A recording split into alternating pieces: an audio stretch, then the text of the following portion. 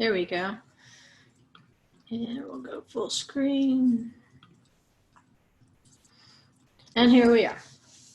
We're, like I told last night's class, I want to extend this, take the principles we learned last week into Rumah about the mistakes that King Solomon made in the building of the temple, as opposed to how the tabernacle was built, but also the importance of the acacia wood. And that's where we stopped last night, taking a look at the acacia tree as a possible candidate for the burning bush. And then we'll move in this class into the four fires of the Mishkan and how that would relate to the Merkavah, or the heavenly chariot. And when we say Merkavah, I know it's got a highly mystical connotation, but chariots are all through scripture, and you can hear the root word. If you think of it in terms of Revelation, it talks about horses and horsemen. And in Revelation, it's horses who have riders. I think it's in Zephaniah where it talks about they're driving chariots, and the horses are similar. And so whether you're talking about a rider or whether you're talking about somebody who's driving a chariot, you're working with the same Hebrew word and root, which is rakav. And in fact, like if you go to the Rokevet in Jerusalem, you're going to the train station, because that's what a train does. You ride on a train. It's kind of your chariot. And so you don't have to worry really in Hebrew if you see something that involves a horseman versus something that involves someone driving a horse from a chariot. You don't have to try to distinguish between those because it's the same thing. And so when we start looking at the four fires of the Mishkan, we're going to relate them to the four horsemen of Revelation, because that was our thing we did last night. I showed you how in the back of workbook 2, which is available now, I set up the Torah portions with blank spaces so you could make your own index, and where you can look if you're trying to understand the four horsemen of Revelation or whatever. You can go back to your index, like Tetzaveh, like Bo, like Beha Alocha, and you'll find some of the same themes. So I gave you an example there of how the themes of one can direct you back to the other, and that way you can decode better what you're reading. If you don't completely understand this passage, then go back to its matching passage, and you should come away with more understanding. Let's see, we talked about light, lema'or. And this is the beginning verses of the Torah portion, Tetzaveh, which is the commandment concerning bringing the oil. And it's interesting that it doesn't really say for the kindling of the lights. It says for the going up. Ma'alot. So sometimes a subtle word change can make you think in not a completely new direction, but an interesting new direction, where as that flame goes up, as it ascends, and if, as Yeshua continually taught, we are to become that light, like he is the light, which is what lema'or is, or the root word of it means literally to become light or to become shining, to become that way. And so ma'or is going to be the means by which, and this is where you see the olive oil, it's going to be the means by which you become light or by which you become shining. And the action of it is going to be to go up.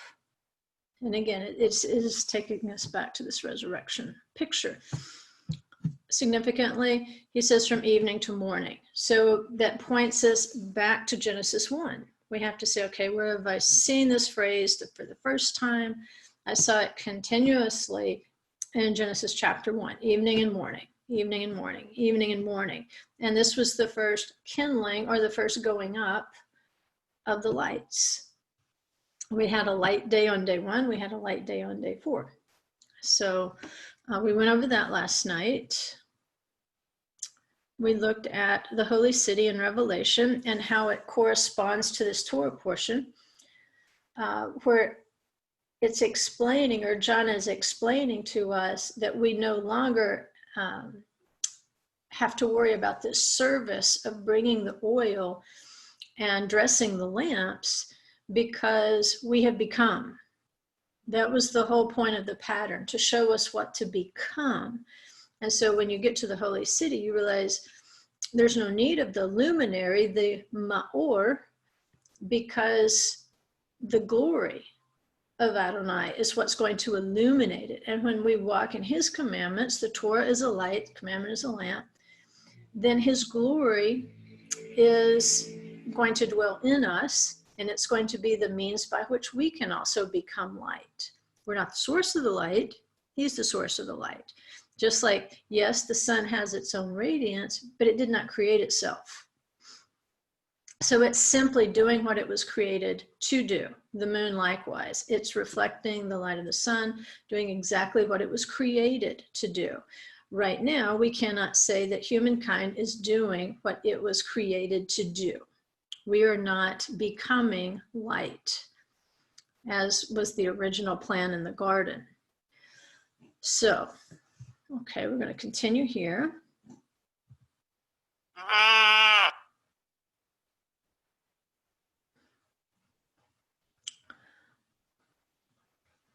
And the point on the 4th day, obviously, was, it says, for the sake of the Moedim. The light is for the sake of the Moedim, just like le ma'or is for the sake of becoming light.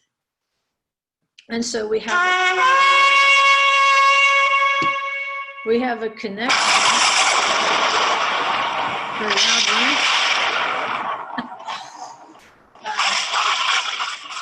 we have a connection between the 4th day of creation, where we have these luminaries for the sake of the Moedim. Then we have the 4th feast, which is Shavuot at Sinai, which is what we're interested in right now. And that was the sign given. He was told at the burning bush, this is going to be a sign. You are going to come back and you are going to worship me on this mountain. And so our first mention of sign obviously is going to go back to the 4th day of creation. And on the 4th day of creation, it says that the luminaries were set in place for the sake of the Moedim. So you would know your calendar, you would know your appointed times. And so what happens, that sign is fulfilled. Moshe does take them back to the mountain. He takes them there for the receiving of the Torah at Shavuot, which is the 4th feast. And so everything is lining up perfectly for us in terms of our understanding. What does it take to become light? Well, part of it is knowing the calendar. It's knowing what the sun and the moon are for, because if we are not becoming the light that we were created to be, it might be because we've lost a handle on the calendar and how that calendar retells the gospel every time we walk through it. Every time we go through the feast, every time we go through a Shabbat, we can tell the complete message of our creation, of our salvation, of our redemption, of our call to holiness and our call to service, and so forth. And so the Moedim is part of this lamp that we're going to talk about in the Torah portion. Okay.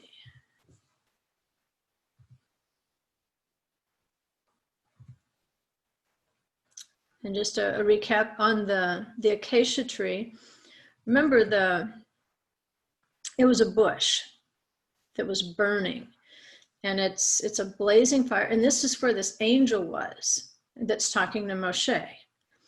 And the question is, it says he's talking to him in a blazing fire. That's going to be important because fiery beings are very much a part of the heavenly temple.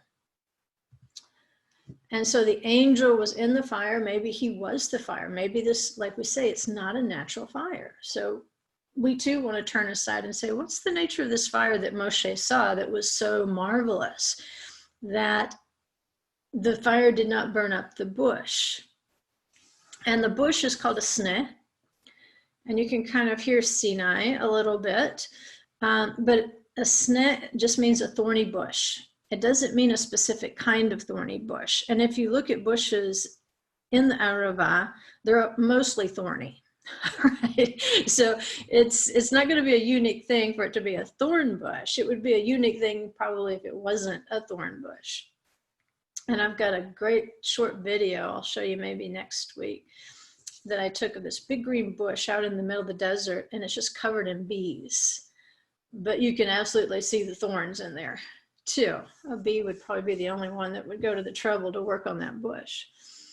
But this is what he says. This is going to be a sign that it is I who have sent you.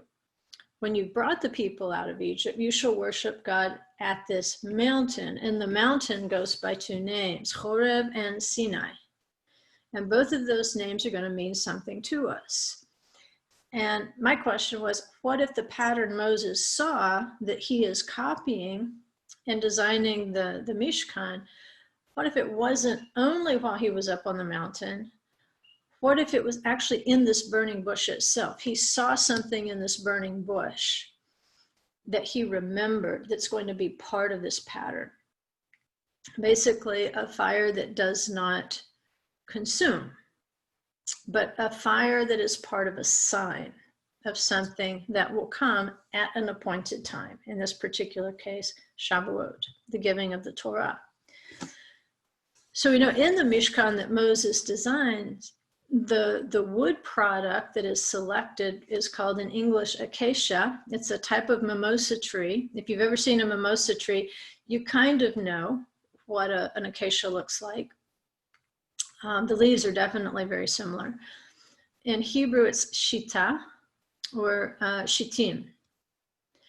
And even though a picture I showed you last week was of a pretty good sized tree, that's because it's irrigated. It's cared for.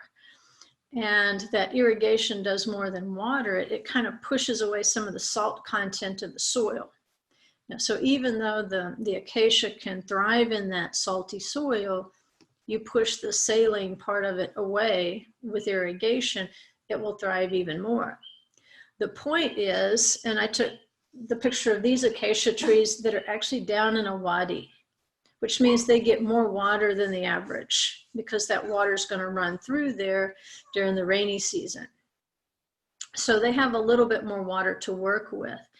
Even at that, if you're in the midbar, if you're in the wilderness, you're not going to get this nice, tall, beautiful, large acacia tree like the biblical entry here is telling you. That's only if the tree is irrigated and in fertile soil. I'm showing you a picture of what Moses would have encountered since he went into the western midbar. If he's starting in Midian, for him, the western midbar would probably be the Arava and the Negev. And I took this down in the Tzin desert of the Arava. And you can see they're bush size. That's the average size. They're bushes. And they are thorny. They do have thorns. So I'm trying to make a connection here. Why would he need to work with this specific type of wood? Maybe it was already shown to him when he was on the mountain the first time. So yes, he gets the revelation on the mountain, but maybe he gets it sooner, or at least part of it sooner than we think he does, because he's dealing with a burning thorn bush. And as you can see, most of the bushes in this part of the desert are acacia trees. And so the mountain where he goes and he encounters this acacia, if it was an acacia, this bush, this thorny bush, it goes by Mount Horeb, which means a desert, and it's another name for Mount Sinai. And this is going to be where they received the Torah. So it's significant. Where do you receive the Torah? You receive it in a desert place. You receive it in a desolate place. So you have come out of Egypt, basically out of Sheol, out of death, but you're not quite in the garden yet. It's not all angels and harps at this point. It's snakes and scorpions and sand and rocks. And he calls you to this specific place for specific reasons. The root of cherev is cherev. And again, it just means to be dried up, to be desolate. But I want you to know, we've been going back to Genesis 1, Genesis 2, looking for these first mentioned phrases. And notice how the midbar for the Israelites blocked the way to the land. They didn't go straight to the land. It blocked their way. So here's what it says. Basically, mankind is divorced because of the language that is used. In Hebrew, if you say grusha, that's a divorced woman. Grush is going to be a divorced man. And that's the language that describes how the man was driven out. He was driven out like a divorced spouse. It says at the east of the Garden of Eden, he stationed the cherubim, no direct relation to the cherev or charav we're talking about, but it's kind of a wordplay with sound. He says he stationed the cherubim and the flaming sword. Now I know I have always seen the cherubim as holding the flaming sword. But that's not what the text literally says. The text says, yes, he put the cherubim there and the flaming sword. So there's an essence of the flaming sword that he wants to set apart from the cherubim, even though it is tied to the cherubim. And this is not a lesson you can do with people who are new to Torah because they're too busy separating things out and doing black and white up and down. But after you've studied a while, you can say, well, yeah, it's okay that both things can be true. But textually, there was a reason why he separates the flaming sword, the lehat cherev, from the cherubim. And this flaming sword, it says it turned every direction. And this is the exact description of the Merkavah, the heavenly chariot. It can go in any of four directions without turning. And this is exactly what this flaming sword, this lehat cherev, is doing. And the purpose of that is to guard the way to the tree of life. And so the point of this driving away was, look, I don't want him to eat from the tree of life and live in sin continually. He can't pollute this garden continually. So he's driven out. We have now Israelites who have been released from death, who have been released from Egypt, but we can tell that they are by no means pure and holy. They have issues in the wilderness. And so it's a good thing that he didn't take them straight into the land, because it would have spit them right back out. Because the level of the land that he wanted them to go to, remember, is an elevated level. Not just the plain old rock and dirt level we see with the physical eyes. He wants to restore them to the garden. Of course, the golden calf ruined that. And the spies ruined that. But that was the plan. That was the possibility of going to that elevated level. But what is going to stand between you and going back into the garden and dragging your uncleanness and your abominations back into the garden for which you got kicked out? He put something protective there so you wouldn't do that to yourself. And it's called a flaming sword. And so cherev, the flaming sword, is the same root as chorev, the mountain on which they received the Torah. So why did the Torah need to be received in the wilderness? Because it's going to stand as a barrier, but at the very same time, it's going to stand as a test. Basically, can you do two things? Can you serve me, which is what Adam and Eve were supposed to be doing. They were supposed to be doing avodah, which you can translate as work or service. They were supposed to be servicing the garden. Number two, they were supposed to be guarding it.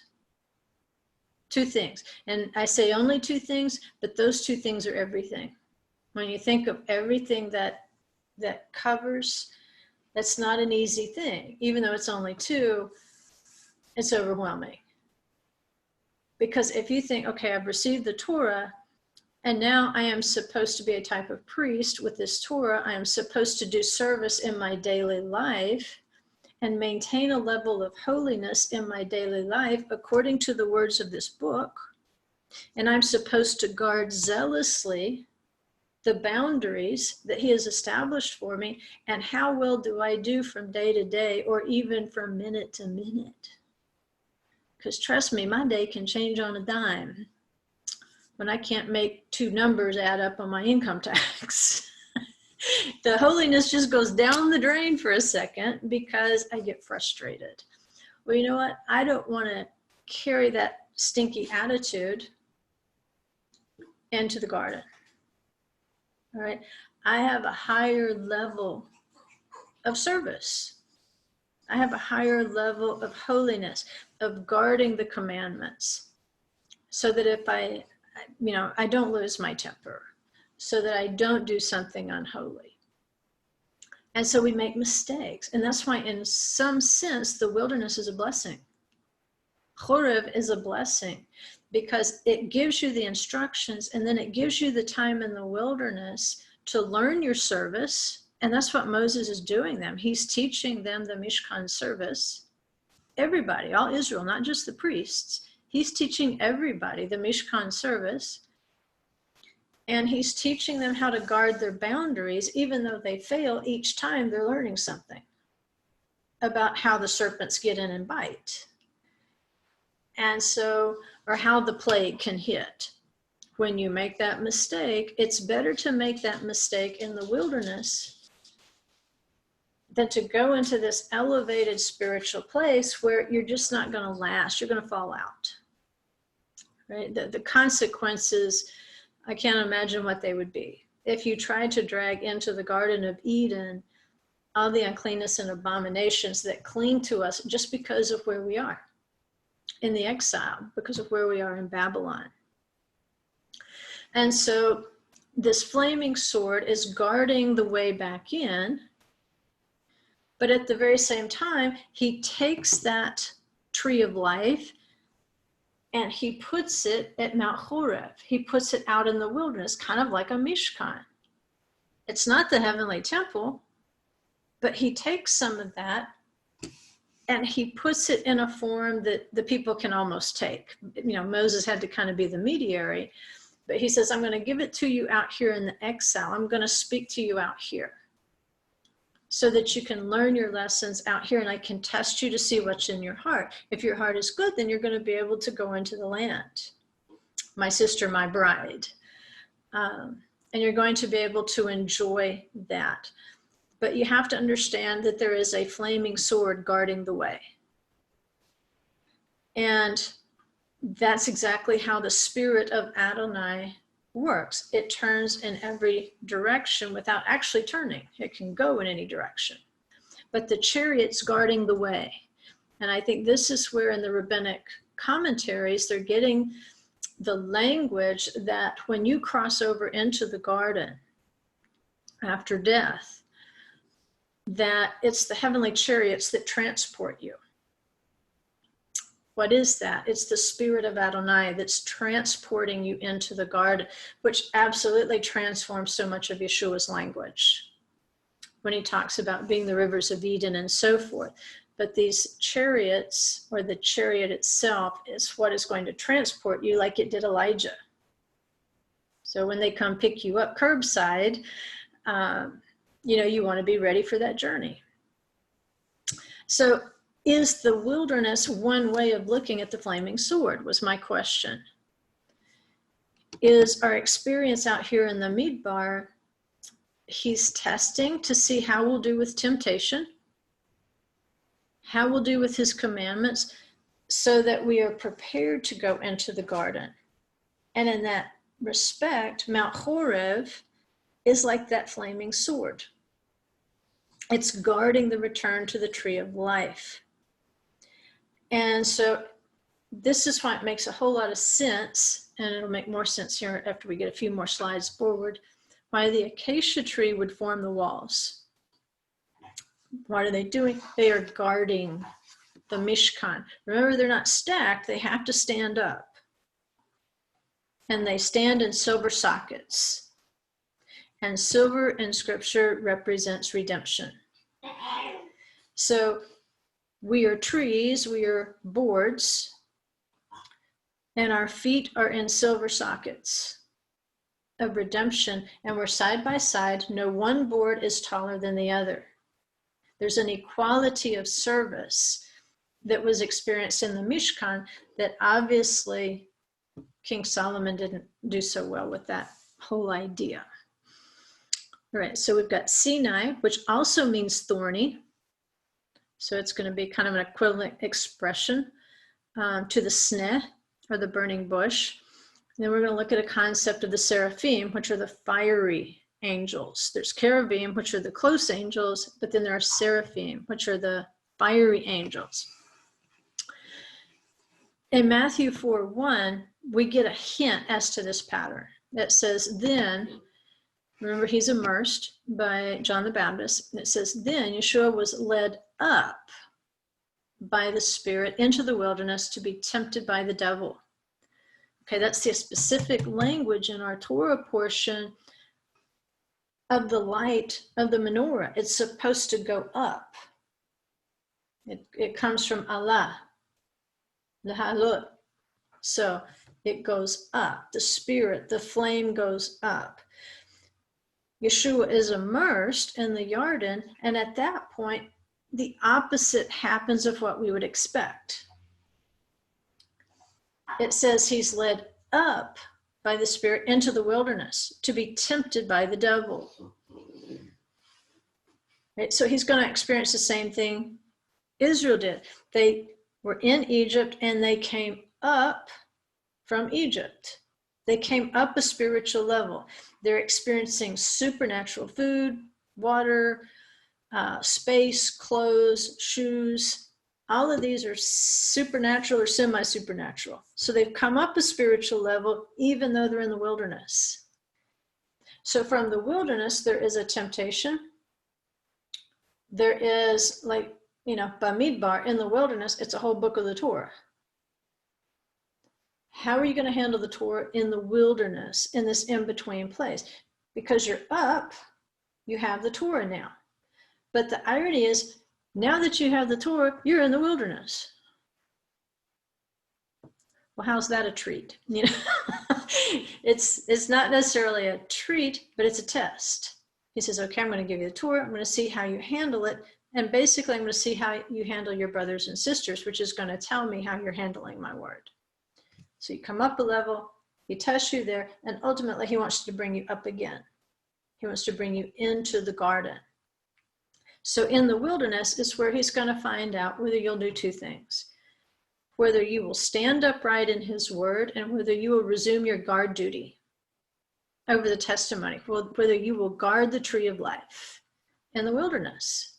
Because if you can guard the tree of life in the wilderness, if you can protect the testimony in the wilderness and take it into your heart, then he can trust you to enter back into the garden and maintain that level of being faithful to the tree of life and maintain that level of guarding the tree of life, the two things that are required in a garden. Now, one thing to remember, we've looked at this before, ancient writers such as Herodotus and Esarhaddon, the Assyrian king, they record that flying serpents were known to inhabit the wilderness in the Negev and the Arava. Remember, it's along an ancient spice trail. I've shown you a ton of pictures from that area. I've even shown you the scorpion's ascent, where much of this area, these wilderness events occurred.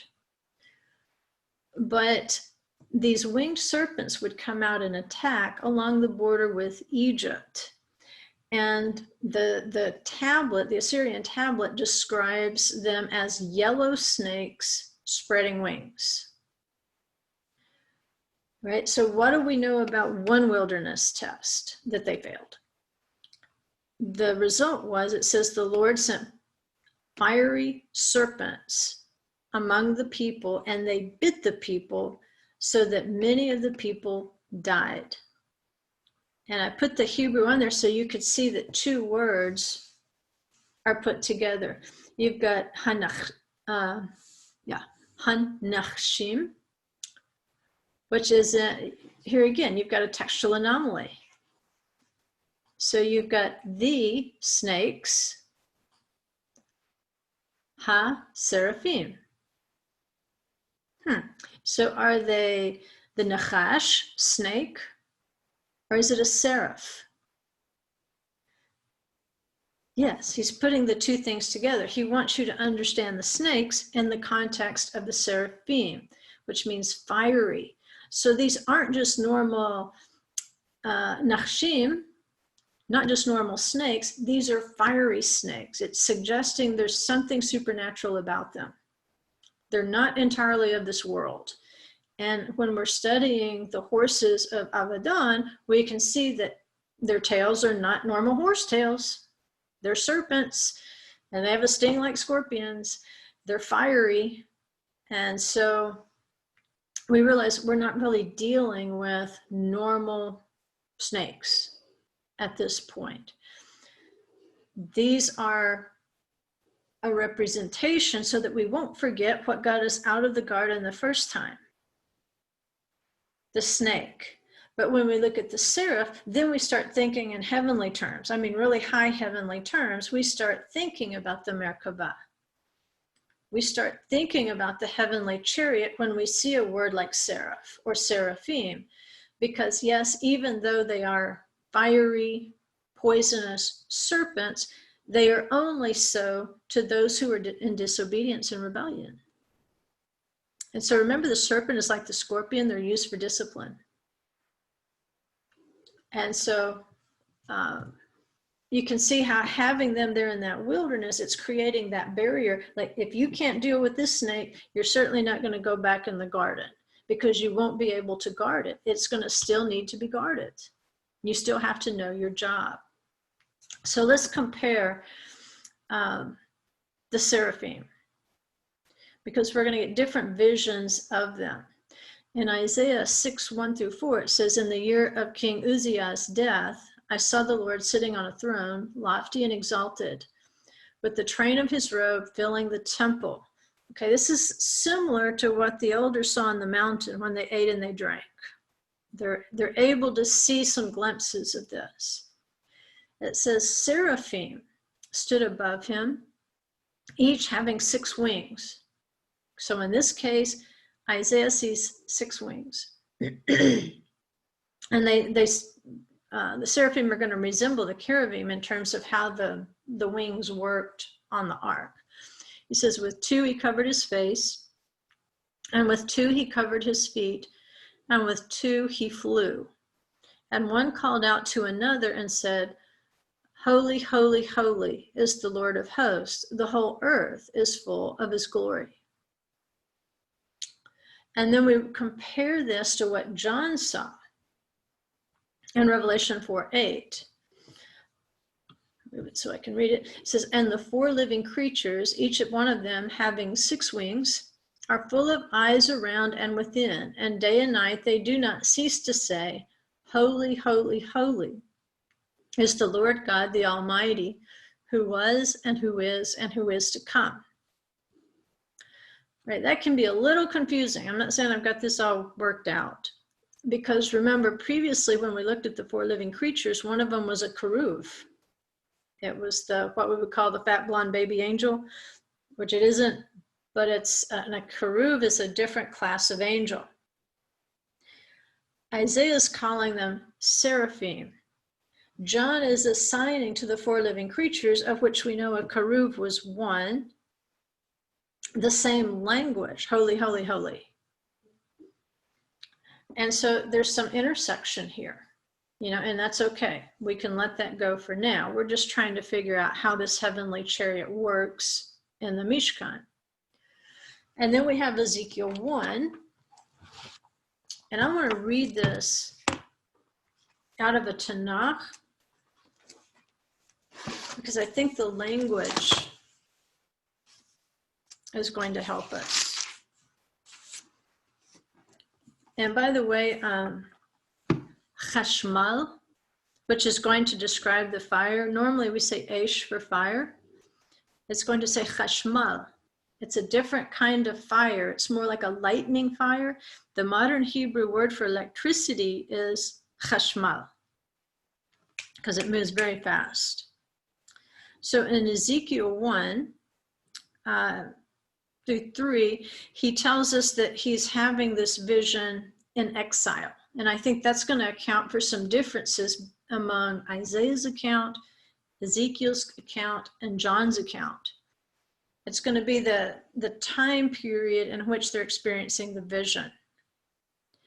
And Ezekiel specifically prefaces this with saying, I was in exile when I saw this. So we want to think about that in terms of the prophecy versus John saying something that's futuristic. There might be some small differences. But in verse 4, he says, I saw, behold, there was a stormy wind coming from the north, a great cloud with flashing fire, and a brilliance surrounding it. And from its midst, like the color of the chashmal, from the midst of the fire, and in its midst, there was the likeness of 4 chayot. Now remember, one of the altar judgments is chayah, and it's singular wild beast. You've got sword, you've got famine, you've got plague, you've got wild beast. Those are considered the 4 altar judgment. So chayah, think of the chariots. Sometimes they're Pharaoh's chariots, but then in the Song of the Sea, it's the horse and the rider. It's singular. So as he's saying, well, these are plural, the 4 living creatures, but there is also a plague of chayah, wild beast. This was their appearance. They had the likeness of a man. Each one had 4 faces, and each one of them had 4 wings. See the difference here? We got 4 wings versus 6 with Yeshayahu. We're going to have a replacement here of hands for a set of wings.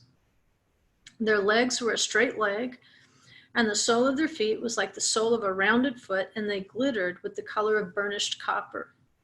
There were human hands under their wings on their 4 sides.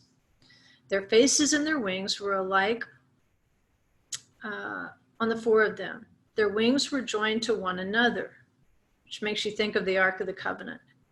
They did not turn as they went. Each in the direction of its faces would they go. As for the likeness of their faces, there was a human face, and a lion's face to the right for the 4 of them, and an ox's face to the left for the 4 of them, and an eagle's face for the 4 of them. As for their faces, their wings extended upward over them. For each face, 2 wings were joined to each other, and 2 wings were covering their bodies. Each in the direction of its faces would they go, toward wherever there was the Spirit to go. That's where we can relate this to Yeshua being led of the Spirit into the wilderness to be tested. Wherever there was the Spirit to go, they would go. This also describes the fire and the cloud over the Mishkan. Wherever it would go, the Israelites would go. When it would stop, they would stop. They did not turn as they went. As for the likeness of the chayot, their appearance was like fiery coals, burning like the appearance of torches. It spread about among the chayot. There was brilliance to the fire, and from the fire went forth lightning. And this is all describing very vividly the giving of the Torah, if you remember. The chayot ran to and fro like the appearance of a flash. I saw the chayot, and behold, one ophan. An ophan is a wheel. In modern Hebrew, if we say ophanaim, we say bicycle. Wheels, plural. but one is an ophan. One ophan was on the surface near each of the chayot by its four faces. The appearance of the ophanim and their nature were like the color of Tarshish, with the same likeness for the four of them. And their appearance and their works were as if there would be a wheel within a wheel. When they went, they would go toward their four sides. They did not turn as they went. They had backs, and they were tall, and they were fearsome. Their backs were full of eyes surrounding the four of them. When the chayot would go, the ophanim would go next to them. And when the chayot were lifted from upon the surface, the ophanim were lifted. Toward wherever there was the spirit to go, they would go, for there was the spirit to go. The ophanim were lifted facing them, for the spirit in the chayah, okay, here it's shifting back to a singular. We've gone from chayot, which is plural. Now he's calling all four of them one being, chayah, which remember is the fourth altar judgment, chayah, wild beast. For the spirit in the chayah was also in the ophanim, in the wheels. When the chayot would go, the ophanim would go. And when they halted, they halted. And when they were lifted from upon the surface, the ophanim were lifted facing them. For the spirit in the chayah was also in the ophanim, in the wheels. So I want you to just visualize the rivers of Eden, the wheels within the wheels of the rivers of Eden. There was a likeness of an expanse above the heads of the chayah, switches back to singular, like the color of the awesome ice spread out over their heads from above. And beneath the expanse, their wings were even with one another. For each of them, two wings covered them, and for each of them, two covered them, their bodies. I heard the sound of their wings like the sound of great waters. The sound of many waters. John speaks of this. I heard the sound of the voice was like the sound of many waters. Yeshua had already identified himself as those rivers of Eden when he stood up at Sukkot, when he stood up at a designated time, a moed. That's why these moedim are important. He says it's like the sound of Shaddai. As they moved, the sound of a commotion, like the sound of a camp, when they would halt, they would release their wings. There was a voice from above the expanse that was over their heads. When they would halt, they would release their wings. Above the expanse that was over their heads was the appearance of sapphire stone in the likeness of a throne. Remember, this is exactly what they see on cherev. They see the sapphire brickwork. Also remember, tradition tells us that the first set of commandments was given on sapphire stone. So the sapphire stone is associated with the throne itself. Now remember, it says, righteousness and justice are the foundations of his throne. So basically what Moses was given was a piece of the throne, the heavenly throne, which is pretty astounding. What was on that sapphire stone? The foundation of the very throne of Shaddai, according to Ezekiel. And upon the likeness of the throne, there was a likeness like the appearance of a man upon it from above. And I saw the color of chashmal, like the appearance of fire inside it all around, from the appearance of his loins and upward, and from the appearance of his loins and downward. I saw something like the appearance of fire and a brilliance surrounding it. This is what we're interested in when it comes to the Mishkan, because we're going to get to the four colors of fire in the Mishkan. Maybe this is where the Midrash is getting these four colors of fire. I don't know how they came up with the specific colors, but they're spot on with what John describes. It says, like the appearance of a bow that would be in the clouds on a rainy day, so was the appearance of the brilliance all around. That was the appearance of the likeness of the glory of Hashem. When I saw, I fell upon my face and I heard a voice speaking. So that's a lot of information. But it really helps us. I'll stop sharing for just a second so you can see this better. You're used to seeing this menorah, right? And then we've got our graphics we've been looking at, but one thing we haven't figured out how to do with the graphic is how to make the wheels turn, right? So if you can envision those rivers of Eden, and we know that the rivers of water were also fire. That's what Shemayim is. It's water and it's fire. And so when you're describing these rivers of Eden and how they circled or encircled, protected the garden, especially the tree of life in the midst of it, if we were actually living within the wheels, the ophanim of the heavenly chariot in the Garden of Eden, and we know that there's fiery coals in here. If you're living in a state of abomination, if you don't know how to guard the garden, you're not going to survive in these wheels. Because these wheels go anywhere the Spirit says. If we're not willing to go anywhere the Spirit says, we're going to have a hard time keeping up.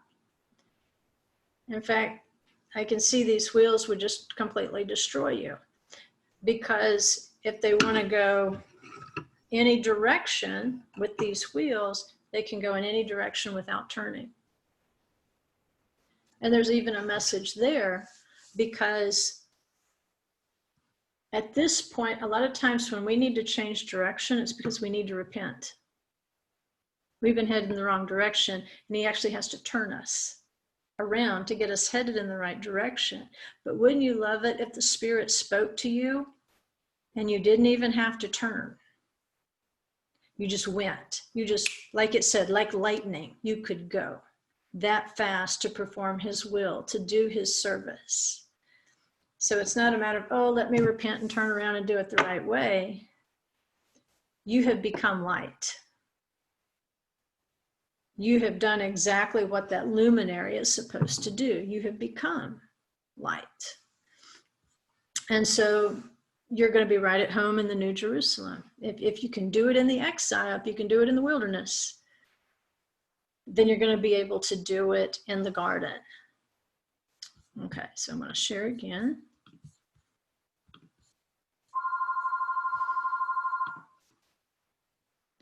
Okay, so we've got this necessary transition because the midbar blocks the way to the garden.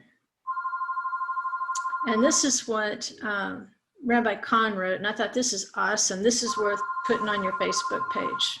You know, I'm not a big quotation poster, but if I were going to post a quotation on Facebook, I might do it. This is a great way of looking at what happens in the wilderness. Rabbi Kahn says the objective of the Exodus is not merely geographical. Neither is it to merely leave Egypt, nor simply to go to Israel. The objective is to serve God. And I saw a little bit of that on this trip, this last trip to Israel. For some people, it seemed like the whole point was just to go to the land of Israel, the physical land of Israel. But going to Israel, there's such a high standard. If you're going to experience everything that you should be experiencing, you're not simply going on a trip, a vacation, or a volunteer excursion to Israel. It's not geographical.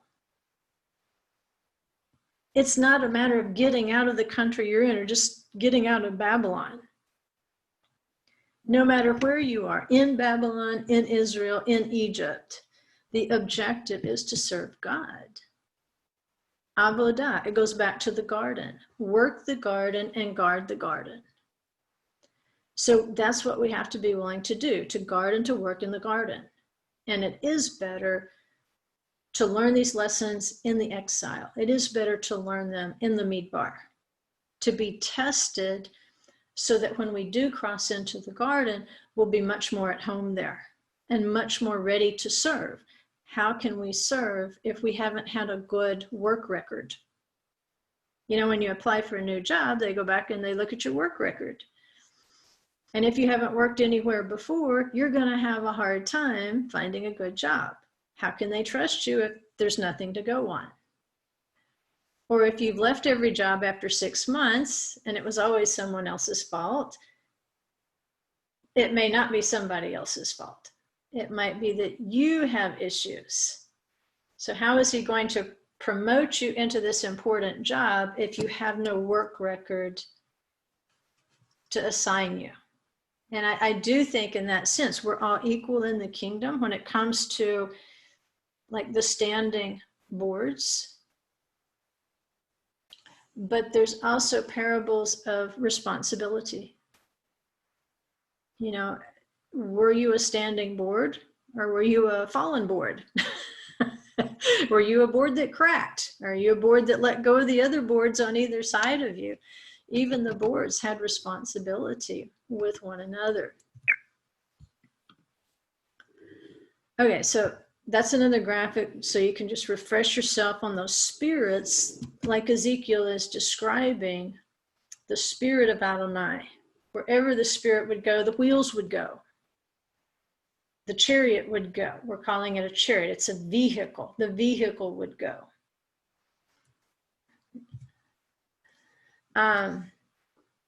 Let's see, we talked about how Ezekiel is seeing, instead of a third set of wings, he sees a set of human hands.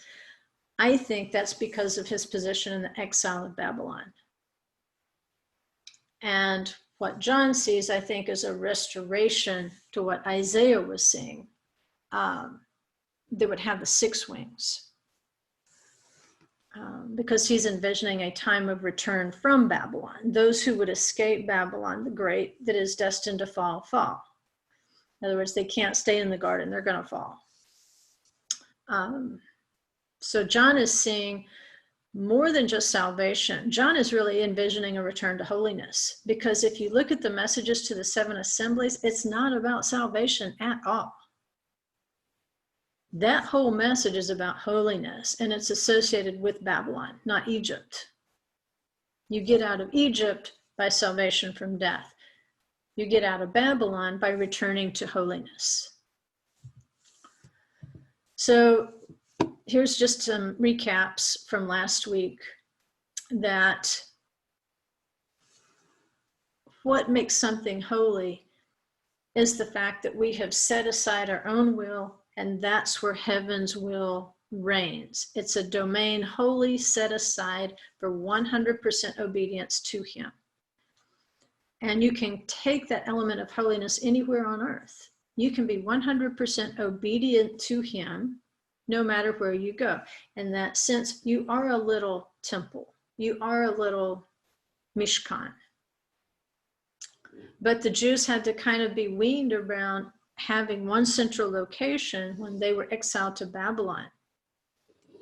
Okay, and we looked at that. How can we sing the songs of the Lord in a strange land? By the rivers of Babylon. In spite of all their idolatry, the Jews were still tied to the temple for the Moedim. And so we know that the Euphrates, the Tigris, they're also named as rivers of Eden. So it was a reminder to them of their lowered spiritual condition. But in Babylon, again, it's a return to holiness. I'm going to skip ahead here a little bit. All right, so we know that we're in a type of exile. We don't have a temple, but we are little Mishkan. We're a little bit, a little tiny one out in Babylon. And remember, this is where the prototype of the synagogue sprang up. They said, you know what, doesn't matter where we are, there's still some things we can do. Like in the wilderness, they brought the voluntary gifts to build a Mishkan. We can still do that. We can still assemble ourselves together, especially at the times of the Moedim, because if you don't gather, by definition, you're not observing a Moed. A Moedim has to be a gathering of people. And when you start, you might be a gathering of one. If there's nobody else around who wants to gather at that appointed time. But he has stuck us in so many I want to say dislocations around the world, but they're not really dislocations. They're exactly what he said. I'm going to send you out into the world with this message. So you might start out being a lamp of one. You might start out being that one little acacia tree stuck out in the middle of the desert. But if you will be faithful there, if you will keep his commandments there to the best of your ability, if you will guard your Shabbat, then you will begin to find other little trees. You will find other people to stand with. And just remember, there's a shelf life to your exile. You won't be out in the desert forever. You're there for preparation, not for just wandering around trying to get from one day to the next. That's what the serpent wants to do. He wants to so completely occupy your time and so completely discourage you that you will ever find like kind and like mind, that it's easy to just kind of go back into the mundane activities, and all of a sudden your guard will be let down in terms of Shabbat. That great joy, that first love that you experienced when he brought you out into the wilderness to speak to you.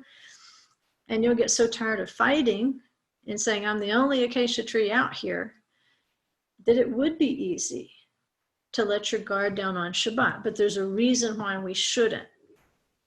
I'm going to skip a little bit of this because we did this last week. But remember when he said, let there be light, the rabbis say there was an interruption, and this is a resumption.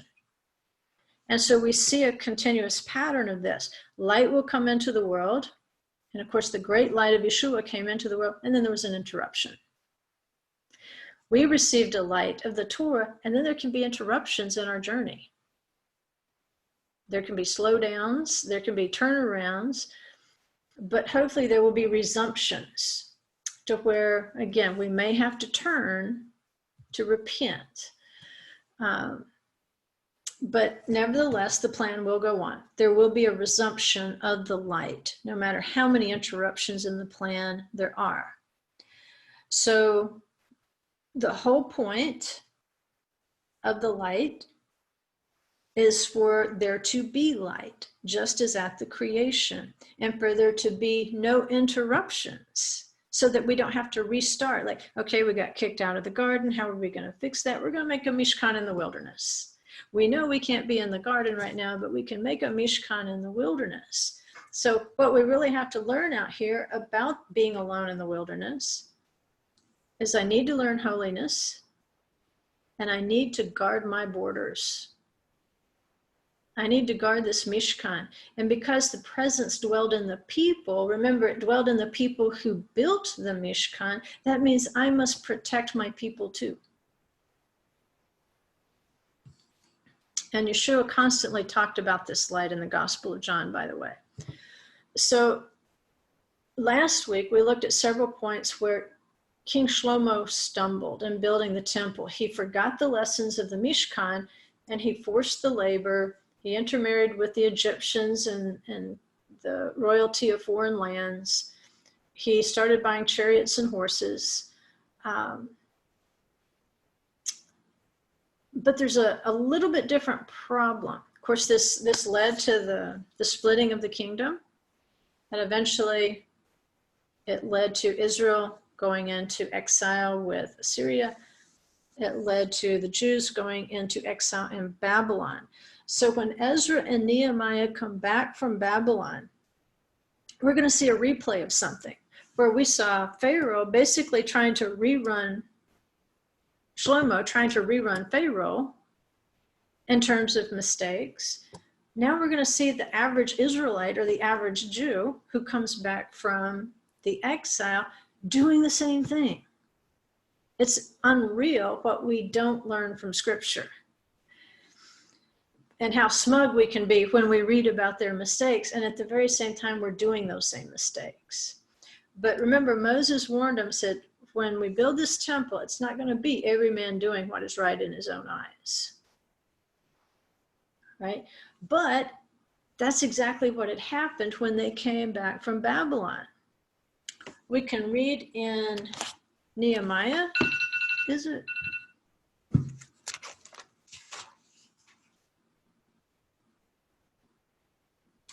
Definitely not Job. Yeah, it's in Nehemiah, chapter 13. Some problems here, not just the big problem. Chapter 15 through 22 details how that they were working on Shabbat, carrying burdens on Shabbat, and buying and selling on Shabbat.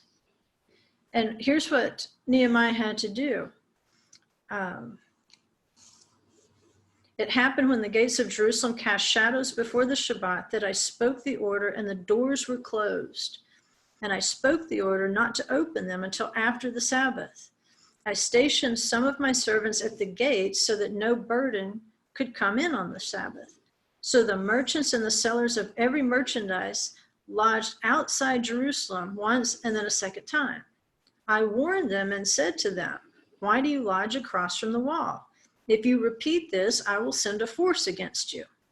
From that time onward, they did not come on the Sabbath. Talk about guarding your walls there.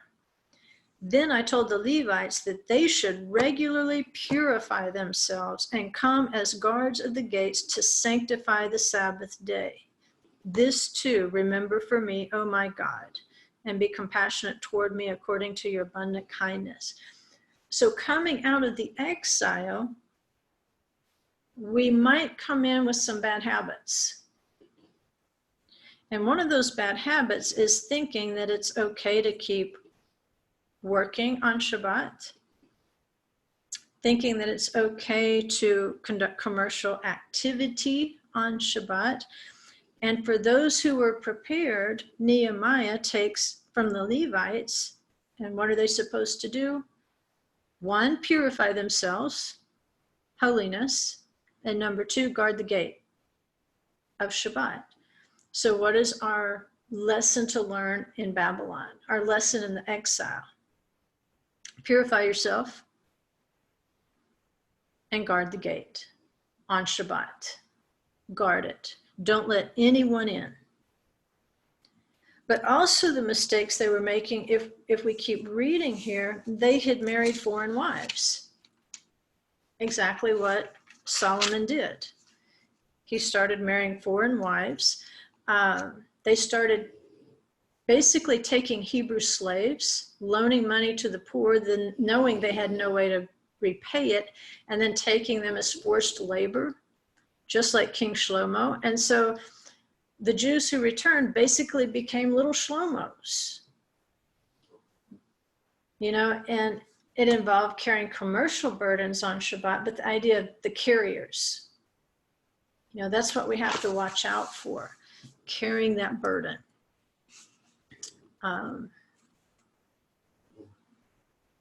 We had that last week, I think. But you can see the same points that we've got in here between Pharaoh and King Shlomo. You can go over, you can make an additional column here, and you can add the little Shlomos, the Jews who returned from Babylon, and the mistakes they made. All right, so still, exile has not taught us the lesson.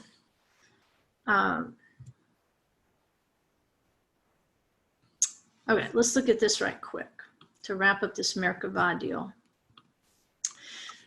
Exodus 25, 8-9 says, let them construct a sanctuary for me, that I may dwell among them, according to all that I am going to show you, as the pattern of the tabernacle and the pattern of all its furniture, just so you shall construct it. So our commentary, the Sephorno commentary to these verses says, I will dwell among them to accept their prayers and service in the same fashion that I reveal my Shekhinah on the mountain, on the Kaporet between the two cherubim, with the model of the Mishkan and the model of all the utensils. For the form of the Mishkan will indicate cherubim. And he says, they are the seraphim standing above it, which are seen by the prophets. So how can they be cherubim and seraphim at the same time? It might be a transition in role. What exactly are they supposed to be doing at any one time?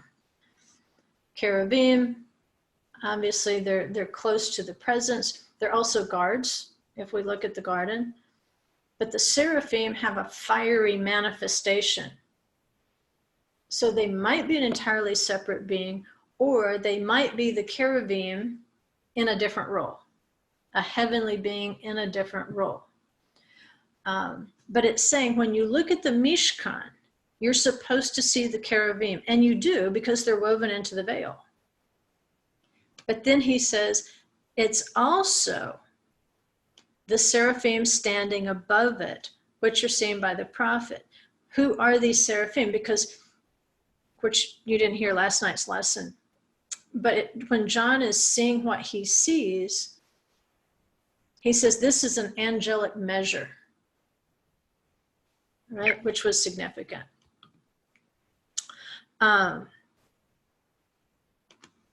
again, going back to the boards, they're supposed to represent something. Did I skip it? Okay.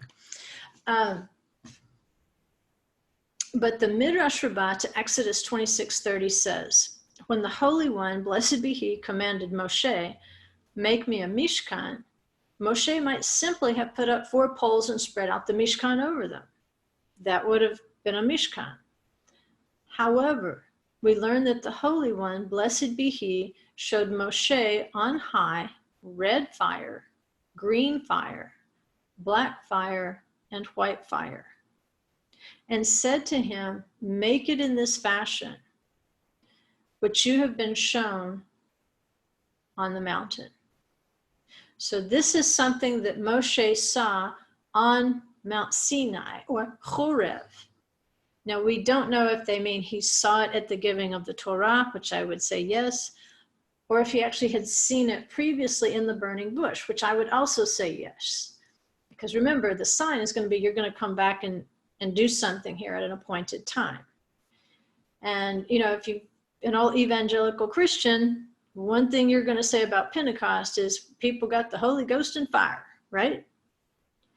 Well, it's exactly what we're talking about, the Spirit of Adonai and its fires that Ezekiel went into great detail to describe these fires. Even though he's not giving us colors, he's saying things like, well, the Spirit's like a rainbow and so forth. The chashmal, it's different from the esh. But if you wanted to go back and read Bamidbar Rabbah, you know, I don't know if it will help you or not, but I've tried to put it into a nutshell, like into a sentence, to describe what he's talking about back here with this red fire, green fire, black fire, white fire. In a nutshell, what Bamidbar Rabbah says is that when Moses brought the natural dyes that he was commanded to bring for the Mishkan, that the glory of Elohim, like Ezekiel's talking about, was mixed with the natural dye. And then it became the blue, the purple, the scarlet, and the fine linen of the Mishkan. And so Moses would have seen the seraphim standing above as well. If he saw the heavenly Mikdash, the heavenly Mishkan, then he would have seen the acacia boards standing upright.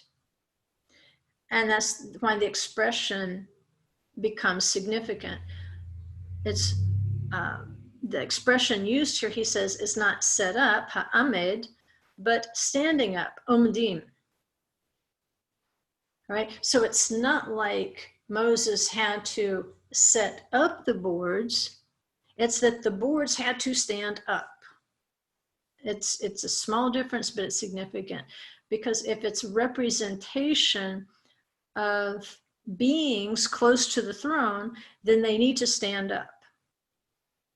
They need to resemble the seraphim.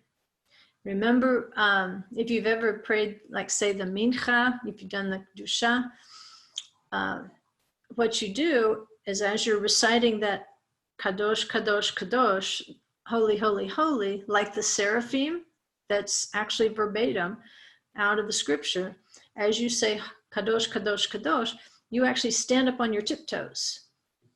And that is to remind you of the seraphim and that action of the seraphim when they would say, holy, holy, holy is the Lord of hosts. The whole earth is filled with his glory. How did the earth become filled with his glory? By working in people, by working in the Mishkan, so that his presence could dwell among the builders of the Mishkan, so that they could stand up and guard it, so that they could service it.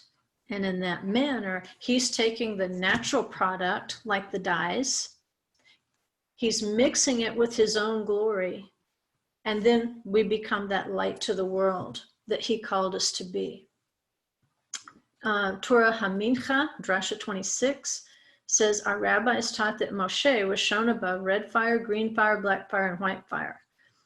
From all this, we learn that the Mishkan and its utensils are in the form of the upper chariot, the Merkavah, that Ezekiel would have seen, that Isaiah would have seen, that John would have seen. So what does Jewish tradition give us? When we look at the Mishkan, it's going to represent that heavenly chariot or Merkavah. It's a type of a vehicle for us to be spiritually elevated on earth. That's why you do your little tippy toe prayer. Kadosh, Kadosh, Kadosh, holy, holy, holy. And remember, two things about the garden: serve, learn holiness, and to guard. Guard the garden. But it's like the spirit of the living beings. It's movable. It can go wherever the spirit needs to go. Right? Now, I'm going to show you in Revelation to see, you can see how this works. John is having his revelation, and in the same way that Moses is going to Tetzaveh, the Israelites, to bring the olive oil, John's revelation opens with the image of the 7-branched menorah, which it says are the 7 assemblies. It's going to represent Passover, unleavened bread, and so forth. So they're also being given a commandment, basically, straighten up this lampstand, Israel, because if you don't, he says, I'll break off your branch. In other words, I'll destroy your physical body, which is supposed to be a vessel for my light. So John is seeing pretty much the same thing. And this is from Revelation 6, 1 through 8. It says, then I saw when the Lamb broke one of the 7 seals, and I heard one of the 4 living creatures, now we're back to the chayot or the chayah, saying, as with a voice of thunder, come, there's a commandment. I looked, and behold, a white horse, and he who sat on it had a bow, and a crown was given to him, and he went out conquering and to conquer. So there's our white fire. When he broke the 2nd seal, I heard the 2nd living creature say, come, bo. And another, a red horse, went out, and to him who sat on it, it was granted to take peace from the earth, and that men would slay one another. And a great sword was given to him. Sword in Hebrew is cherev. It's the same root word as chorev. It means to be dry, to be thirsty, to be desolate. When he broke the 3rd seal, I heard the 3rd living creature say, bo. I looked, and behold, a black horse, and he who sat on it had a pair of scales in his hand. I heard something like a voice in the center of the 4 living creatures saying, a quart of wheat for a denarius, 3 quarts of barley for a denarius, and do not damage the oil and the wine. When the Lamb broke the 4th seal, I heard the voice of the 4th living creature saying, bo. I looked, and behold, an ashen horse. In Greek, that's going to be chloros, which means yellowish green. So, which that should kind of remind you of those yellow flying serpents down in the Negev that would attack. An ashen horse, and he who sat on it had the name Death, and Hades was following with him. Authority was given to them over 1/4 of the earth to kill with sword and with famine and with pestilence, and by the wild beasts of the earth. So the 4 altar judgments that Moses teaches to the Israelites, John is again saying, these 4 altar judgments, these are coming from the realm of death. These are coming from the 4th branch of the menorah, basically. Wild beast, right? Chayah, chayot. It's the spirit of Adonai. So let's see.